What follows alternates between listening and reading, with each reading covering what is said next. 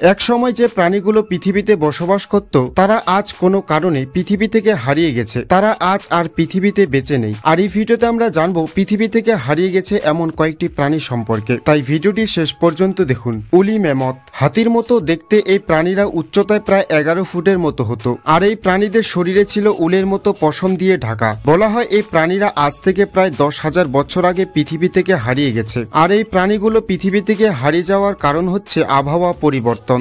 Irish এলক। হরিণের মতো দেখতে এই প্রাণীরা লম্বায় প্রায় 7 ফুটের মতো হতো, আর এই প্রাণীদের মাথায় ছিল বড় শিং। মূলত ইউরোপের উত্তর দিকে ছিল এই প্রাণীদের বাস। বলা হয় এই প্রাণীরা আজ থেকে প্রায় 5,000 বছর আগে পৃথিবী থেকে হারিয়ে গেছে। আর এই প্রাণীগুলো পৃথিবী থেকে হারিয়ে যাওয়ার কারণ হচ্ছে শিকার।